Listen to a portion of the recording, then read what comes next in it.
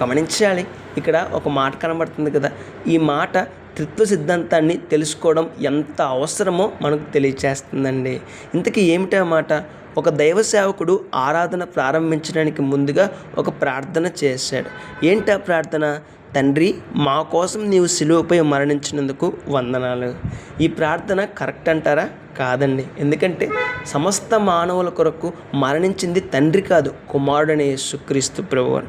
ఎప్పుడైతే మనకు త్రిత్వ సిద్ధాంతాన్ని గురించిన అవగాహన వస్తుందో, తండ్రి అయిన దేవుడు ఏ కార్యాలు చేశారు, కుమారుడైన యేసుక్రీస్తు ప్రభువారు ఏ కార్యాలు చేశారు, పరిశుద్ధాత్మ దేవుడు ఏ కార్యం చేశారో ఒక అవగాహన మనకు కలుగుతుంది. అప్పుడు మనం ప్రార్థన చేయడానికి చక్కగా ఉంటుందండి.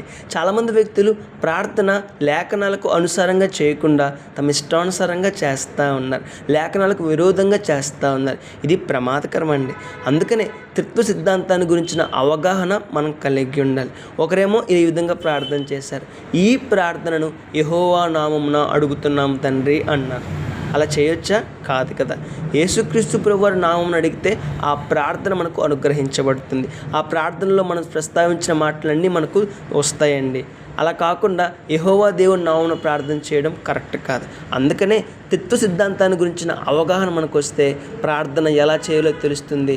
మంచిగా ప్రార్థన చేయగలం, ఏకాగ్రతతో ప్రార్థన చేయగలం, శాశ్వతమైన ఆశీర్వాదాలు పొందుకోగలం. మరి మనలో ఎంతమంది మీ త్రిత్వ సిద్ధాంతాన్ని గురించిన అవగాహన కలిగి ఉండాలి అన్న సత్యాన్ని గుర్తిస్తున్నాం? ఒకసారి ఆలోచించేద్దాం.